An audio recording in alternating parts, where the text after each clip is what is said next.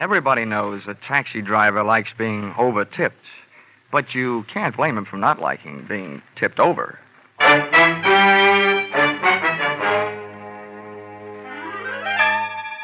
This is another in the adventures of America's fabulous freelance insurance investigator, Johnny Dollar. At insurance investigation, he's only an expert. At making out his expense account, he's an absolute genius.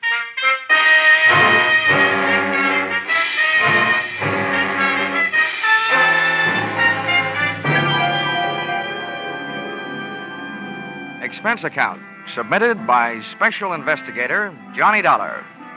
To Home Office, the Nutmeg State Liability Underwriters, Hartford, Connecticut. The following is an accounting of my expenditures during my investigation of the disappearance of 12 Apex cabs. Or who took the taxis for a ride. Expense account, item 1, $3.10, train fare Hartford to New York. Item 2, $1.10, dinner en route. Item 3, $18, club car. Expense account, item 4, $1.30, cab fare from station to garage and offices of Apex Taxi Company. I naturally waited for an Apex cab, but could have saved my time. The driver told me nothing, except that the man who came rushing out of the Apex office when we pulled up was the big boss, Mr. Gordon McKissick. Thanks, driver. He's just the man I'm looking for. Here. Thank you, sir. Hey, McKissick! I can't stop now. I'm in a hurry. See me tomorrow. Wait a minute, will you? I'm Johnny Dollar from the insurance company. Oh, good. That's different. Just in time. Come along. Where are we going? Come on, tell you in the car. Just had a call from the police. Another one of my cabs has been stolen. Huh? They found the driver slugged and unconscious, and I got to get out there. I tell you, Dollar, I'm going crazy. This has got to stop. It's not only driving me out of business, it's driving me out of my mind. The police have done their best, and Lord knows I have too, but I'm about ready to give up. This makes 12 of my taxi cabs disappeared off the face of the earth. It's fantastic. I can't believe it. Hold it, McKissick. Do us both a favor, will you? Huh? What? Play cucumber for a few seconds. Oh. Remember, the insurance company I represent has plenty to scream about, too. What I need is some facts. I haven't got any facts. And if this keeps up, I won't have any taxis. They're gone, that's all. 12 of them, that's all there is to it. Any idea of a motive? Some new kind of car theft? That's what the cops say. Okay, what's your idea? Robbing the drivers? You don't have to steal a cab to rob a driver. It's ridiculous. All right, then. What else could it be? Competition? Sabotage? That's my guess, competition. So far, it's only a guess. I'd give anything to know. So would the insurance company. Anything. They'd even give up my happy young life.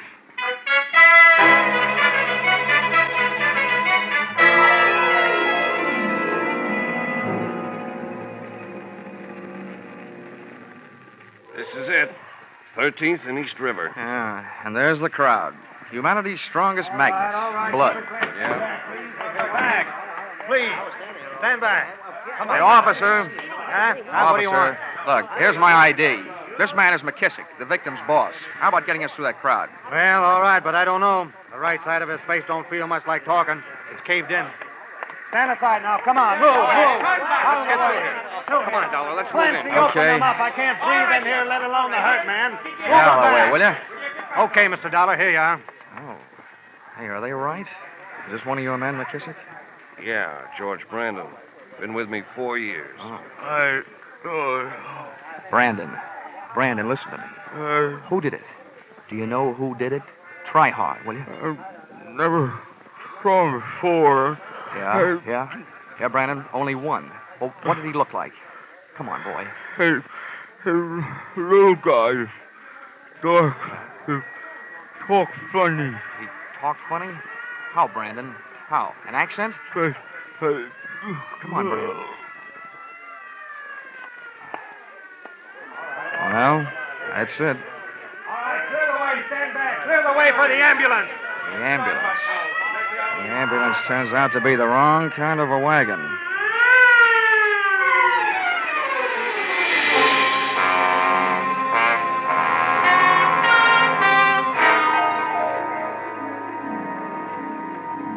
Expense account, item 5, $28. Transportation the following day, visiting hospitals and the homes of the other 11 Apex drivers who had lost their cabs. During the course of this, I contracted a severe case of what GIs used to refer to as Jeep seat. Out of 11 interviews, I got 3 clues. One, that up until last night's killing, the cab nappers had worked as a team. The little dark guy with an accent, as described by the dead driver Brandon, and a 300-pound accomplice wearing a seersucker suit, a Panama hat, and a complexion akin to a perspiring blob of leaf lard. This heavier of the 2 heavies, it seemed, never actively participated in any of the rough stuff, merely assuming the role of director of operations.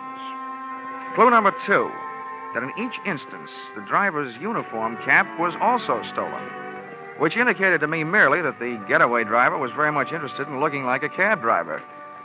Finally, clue number 3. From the most disgruntled of the drivers interviewed, the fact that the fleet owner McKissick had spent 3 years bootlegging, another 4 bookmaking, and had spent some very short vacations getting away from it all in prison, which naturally led me back to McKissick's Apex garage and office. Come in. Oh, Dollar. Well, what have you found out? Well, I'll tell you, McKissick. So far, I've just hit the ABCs. Later on, I'll get to the XYZs. Look, Dollar, I'm getting fed up with double talk. What I want to talk about is a double life. Yours. What? I once broke a leg jumping to a conclusion, so don't get me wrong. That's not what I'm doing. But a less experienced investigator might immediately assume that a man like you, an ex-bootlegger, ex-bookmaker, ex-jailbird, just might be stealing his own cabs for the insurance money. Well, you small Now, wait a town- minute. Don't get that way, or I might also get the idea that you have a killer instinct. My record's my own business. It was okay with the Hack Bureau. It was okay when that company sold me the insurance, so it'll have to be okay with you because you're stuck with it. Nobody's calling you guilty. Okay! Okay, all I'm telling you is this. I want your cabs off the street until this thing is cleared up. That's big talk, little man. When the day shift comes in at 4:30, tell them to park their cabs in the garage. And you can tell your dispatcher the night shift isn't working tonight. Bad enough to have my competition running me out of business. Now the little helper from the insurance company shows up to finish the job, huh? I'm not trying to put you out of business. I'm trying to keep you in. Well, it don't sound like it. No cooperation from you, no insurance. I'll have it canceled as fast as I can get to a phone. How about it? Okay, Dollar. I can't do anything about it. But if I were you, I wouldn't be caught hanging around here by any one of those drivers you're putting out of work. Some of them play rough.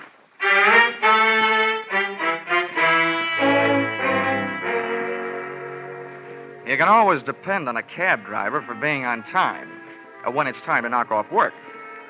By 5 o'clock, the garage was full of taxis and carbon monoxide fumes. By 5:30, it was devoid of humanity, and a night watchman I'd met before stood guard outside the locked gate. At 6 o'clock, a visitor dropped in on him, followed almost immediately by me. Senor, it is so important that I find it. Yeah. It contains everything I have in the world almost. Yeah, All my yeah. money, even my What's passport. this, Vinny? Huh? Oh, Mr. Dollar. Yeah. Well, a young lady claims she lost... My purse, senor. I hired one of your taxi cabs this afternoon and left my purse in it. It's so important that I get it. Yeah. I told her to call Lost and Found in the morning. But, senor, what will I do tonight? While we're trying to figure that out, will you join me in a drink? I would like that. Her name was Marita Guastella. She was the dark type, so I took her around the corner to a dark saloon. On the way in, we passed 4 grumbling Apex cab drivers shooting hot looks at me over cold beers. I arranged her in a booth so I could keep an eye on them, in case their intentions were no good, and an ear on her story, which I knew wasn't. You see, this is my first trip to America. I came from Spain 2 weeks ago. This afternoon, I was shopping on Fifth Avenue, and that is when I took the cab from 49th Street to the Sherry Netherlands Hotel. 49th, Sherry Netherlands. Yes. What time did you take the cab? Wait, I'm not sure exactly. It would help. Oh, well, it was exactly 10 minutes after 4. I remember now. I looked at a clock. And what time did you arrive at the hotel, Marita? Why are you writing all this down? Just trying to help you find your purse. Oh, but I do not want to put you to any trouble. I am perfectly willing to search through the taxis myself. Honey, the city of New York has gone to a lot of trouble to save you that trouble. Every driver has to keep a record of every trip. Where he picks up his passengers, where he drops them, and when. Oh. He puts it on a big card. So all we have to do is find out which card has your trip listed on it, then we'll know which cab. Oh, I see. Then we'll go to the little cab and probably find your little purse. All right? Oh, it is very good of you, senor. If you would not mind the trouble. Sometimes bothering with this kind of trouble eliminates my employer's troubles. How about another martini?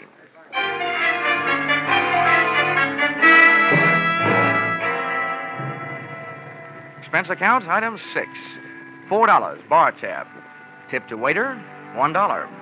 And here's a tip to young ladies who are pretending that they just came from Spain 2 weeks ago. Don't order bird bath martinis and put them away in one gulp. The drinking taste of Spanish ladies is more the sherry type. And martinis are hard enough to get used to in 2 years, let alone 2 weeks. Oh, who knows? Maybe she was just in a hurry to get to the Spanish Olives. One thing was fairly apparent, though. She seemed to be in a hurry to get something out of one of those cabs, and not by way of the lost and found department. The least I could do, both as a gentleman and an insurance investigator, was to accept her phony-sounding story and take her back to the garage. I arm-in-armed the sometimes senorita around the block, passing the time in a conversation not exactly based on her mother's favorite recipe for a rosa con pollo. As we passed the office portion of the Apex cab building, I gave up looking into her eyes and saw something that was open even wider, the garage gate. Johnny, what is it? The watchman, he's gone. Perhaps he just stepped inside. Look at the stains on the sidewalk. Blood. Oh, Bridewell. He's been... Bridewell? Who's Bridewell? I do not know. Who's Bridewell? Please, let me go. Let me go, please, Johnny. You're hurting my arm. Marita had twisted away and was hightailing it up the street. I went stamping up the ramp in the direction of the source of the scream. On the way up, I hit the light switch. In this racket, even big boys should be afraid of the dark. The first portal, I slowed my run into a pussyfoot pace and edged around the corner, sliding my back along the dispatcher's counter. When I got halfway down, the corner of my right eye picked off a pair of high black shoes, night watchman type. Heels on the floor, toes pointed up, sticking out from behind the end of the counter. I didn't have time to get a look at the rest of them. Something so round, so firm, and so fully loaded gave me a cold steel kiss under the left ear. Pray do yourself the favor, sir, of remaining absolutely still. Now you may turn around. Would this be Mr. Bridewell? Good indeed, sir. Well, what about the night watchman? Have no fears for him. I'm fortunately accomplished in the administration of first aid. Got a good deal of practice. I've seen to it that he's resting comfortably. I'll bet. Well, Victor, my boy, I trust your search was successful. Successful? Somebody beat us to it.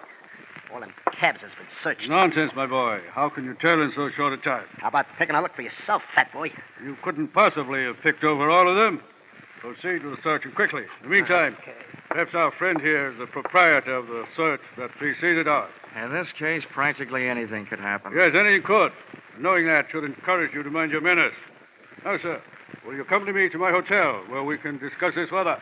With you holding that .38 caliber steel-engraved invitation in your hand, I'd be a perfect cad to refuse.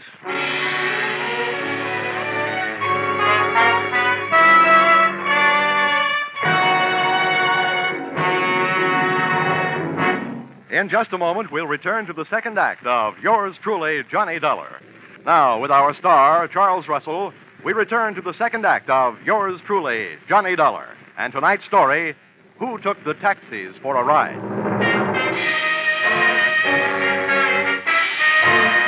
Looking for some stolen taxicabs and wound up in a hotel room looking stupid. Not wishing to make this a permanent effect, I put my mind to work, and the fruits of its labor went something like this. Whoever had been stealing those cabs, and I figured I was face to face with one of them now, had not been stealing the Apex rolling stock for the cabs themselves, but for something evidently hidden in one of them. From here on in, there was only one way to play it, by ear. That was easy, because the pasty-faced 300-pounder draped in a double-breasted seersucker tent was doing all the talking. In 1912, when I was expelled from Oxford University as a result of an unfortunate association with an unscrupulous proctor, I arrived at this decision, sir. It is sometimes not profitable to be on the apparently right side. Do I make myself clear? Well, in a roundabout way, I think so. Now then, I am thus fully acquainted with my position in regard to this matter of the Scarlet Madonna. But you, where do you stand? I'm running a one-man escort service for Marita Guastella. Marita. So, the lovely but unwise Marita has taken unto herself an accomplice, has she? Well, as long as you're allied with her, you and I must be at cross purposes. Well, I'm open to suggestion. Good. The girl is nothing more than a penniless adventuress, a common thief. While I, sir, may be able to tempt your transient loyalties with some very fetching terms. Well, Victor? This is our man, all right. I knocked it out of the night watchman when he came to. There was only one guy in the garage besides us. This is him. Let's go to work. Now, here, Victor. This is not the time for violence. The gentleman and I are about to discuss terms of mutual profit. Are we not, sir? You were discussing. I was listening. Yes. You'll find that I can be concise when the situation demands that I be. Shall we start with a figure of, say, $5,000? I got nuts. Let me work him over. Now, Victor, you kindly remember that I deplore violence. Well, young man, what do you say? Nuts to your 5,000, Mr. Bridewell. Good heavens, man. Have you lost your mind? What do you think the Scarlet Madonna is worth to you? Well, so far it's been worth one man's life, 12 taxicabs. On a used car lot, that comes to more than $5,000. $7,500 there. Keep coming. Now, see here now. There's not only a limit to my generosity, there's a limit to my patience. How else do you expect to realize such a handsome profit? I haven't made up my mind. And perhaps I can help you. Here are the problems you face. The Scarlet Madonna is no ordinary gem to be disposed of through the ordinary channels. You, sir, have the faintest notion of the importance of the jewel.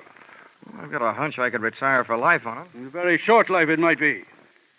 It'd be a pity if your blood were mixed with that already shed through the centuries over the Scarlet Madonna. Now, don't waste time with that story fat stuff. We haven't got all week. My purpose in this repetitious recitation is bona fide. The bloody history may convince our friend that no one since the year 1256 has been able to share for any appreciable length of time the company of the Scarlet Madonna. Hey, tell him about the Well, that pirate. was the year it was fashioned to be worn in the vestments of John of Vicenza. On March 20th of that year, he was ordered by Alexander IV to hasten to the province of Tuscany to aid in the routing of the heretics. The pirate. There, John was murdered and robbed of this jewel. And since that date, it has never ceased its bloody journey through history. England, France, and Spain. Don't forget the pirate fat stuff. Thank you, Victor, for your helpful interest. Indeed, it is true. During one of its bloodier experiences, it was woven into the beard of an Alsatian pirate, from which it fell when his head tumbled into the basket beneath a guillotine. Yeah, that one killed me. You see, mister, don't go losing your head. I'm trying not to. Look, Bridewell, if this rock is so hot, how come you're willing to risk your pudgy little neck for it? Victor here and I are only the temporary middlemen for this infamous death. You aren't yet. Am I to understand that you refuse? Well, I must say you tell a very good story. But the answer is still nothing doing. I told you fat stuff. We're wasting your breath on this guy. Oh! All right, Victor, that's enough. Here, now, get up, young man. Keep that monkey off of me or I'll yell the roof off this joint. Yes, no, that won't be necessary. Now, put your hands up, please. Now, Victor, go through his pockets. Not that anyone would be foolish enough to carry the Scarlet Madonna. Okay, now. Stand easy. Oh, you'll kick your teeth in. Don't try it. Hey. Come on. You know what we got here? An insurance stick. I know, Victor. One gun is enough. Not for me, it ain't. He must be from the company insuring the rock. No, Victor. I am thoroughly familiar with the policies covering the Scarlet Madonna. What's the gentleman's name? Johnny Dollar from Hartford, Connecticut. And right now, thinking there's no place like home. I'm leaving. No, not alive, you ain't. We can't let him out of here. He's red hot for us. Put down your weapon, Victor. There's been trouble enough. Hunter, no, you don't. Oh, yes, I do. Back off, Buster. Victor, I must insist. Let him get away. Focus, let go of me. Insurance investigator, whatever. If he knows where the jewel is, he's more good to us alive than dead. More valuable than even you.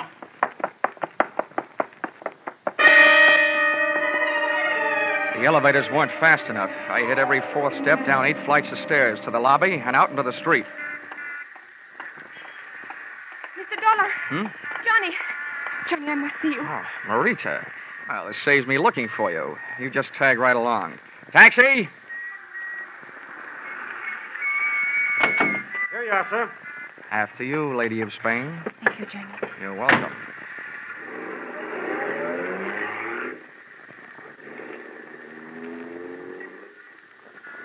Oh, my poor Johnny.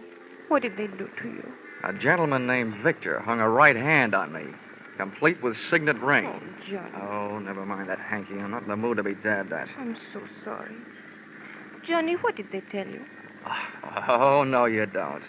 First, I want to hear what you have to tell me. Then we'll compare stories. Wait, there's not much to tell. The Scarlet Madonna is rightfully and legally mine. My only crime was to bring it into this country illegally through customs. I met Bridewell and that horrible Victor on the ship. And when I got to New York, I realized that they were following me. I was terrified. That I'll believe. I was in a taxi cab, and they followed me in another. It forced us to a curb, and, well, I hid the jewel in the upholstery of the taxi. Then I jumped out and fled for my life. Oh, I remember that it was an Apex cab. I've been trying to find the exact one ever since. So apparently they. How'd they find out? They ran after me that night. They searched me and all of my belongings. And then when I started my search, they realized what I was doing. Well, looks like anybody can catch the brass ring on this merry-go-round. Please, Johnny, tell me that you will help me to recover the Madonna. Look, gorgeous. All I'm trying to catch up with is a dozen stolen taxicabs. But you are not just going to leave me flat? With that figure? Impossible.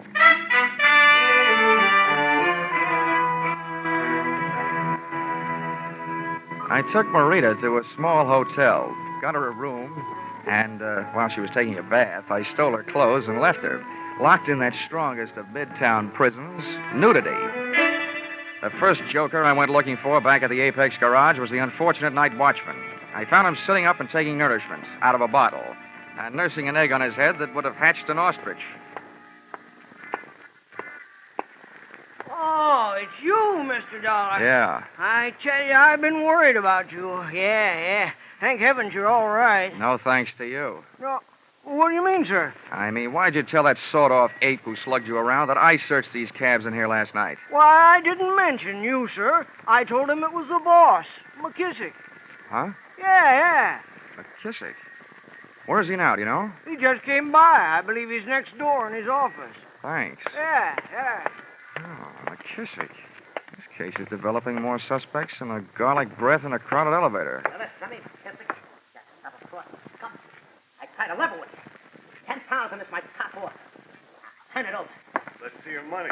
You don't trust me, I don't trust you. All right, you had your chance. From now on, there ain't no money. There ain't no money in it. Oh, no, Victor, no. Hey, what's it? Here's what I owe you. Come on, get up. More. Hey, a minute.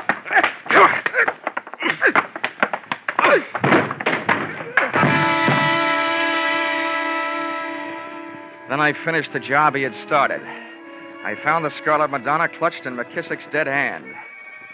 For a Scarlet Madonna, it was mighty green. It was an emerald about the size of a pack of cigarettes that's been flattened out in your pocket. A Madonna figure was carved in bas-relief on one surface. As I stood over the body of McKissick, looking down at the green gem in my hand, I realized where it got its crimson name. For on the floor, outlying my hand, was a spreading pool of scarlet blood. Well, sir, we meet again.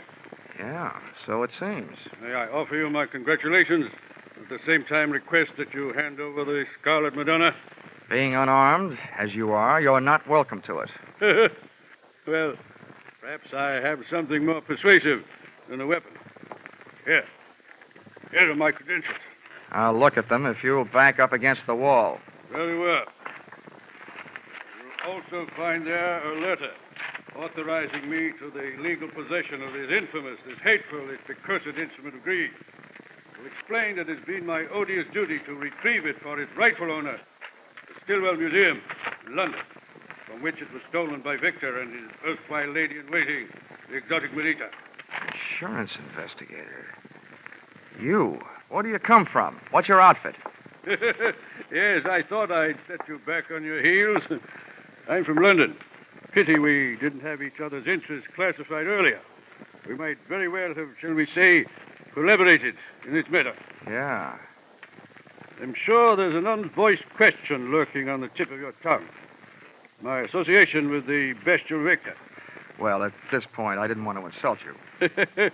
Yeah, think nothing of it, my boy. Due to a fortunate similarity in voice and physique to your accomplice actor, Mr. Sidney Greenstreet, I find myself automatically listed as undoubtedly the villain of the piece. In this case, as in many others during my fantastically successful career as an insurance investigator, I was able to align myself with the basic source of the villainy involved. Further, I pray that you not accuse me of being associated with any of the physical violences which have punctuated this case. In short, this Victor fellow occasionally slipped through my fingers.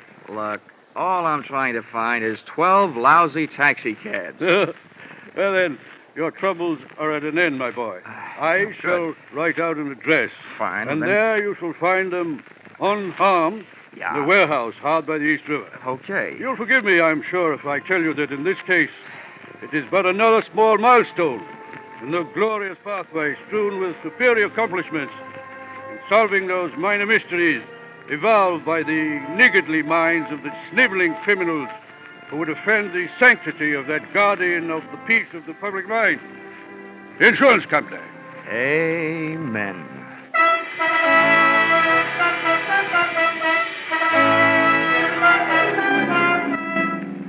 Expense account, item 7. $1.95, one evening gown, which was hard enough to find, but would probably be even harder to wear at that price.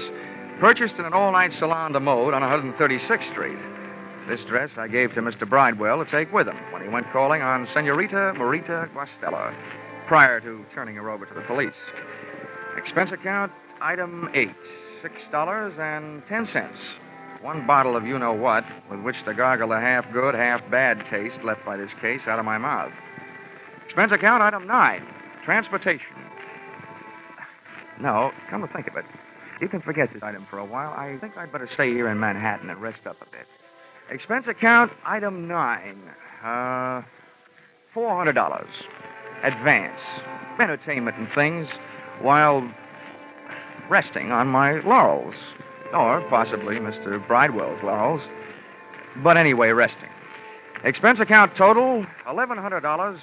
You fill in the cents. Yours truly, Johnny Dollar.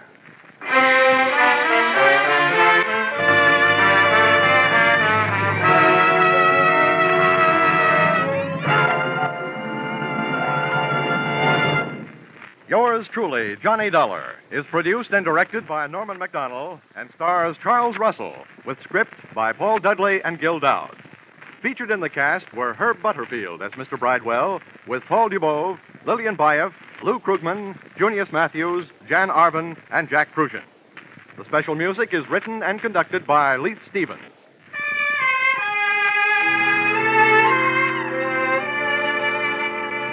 Be sure to be with us again at the same time next week when another most unusual expense account is handed in by Yours truly, Johnny Dollar.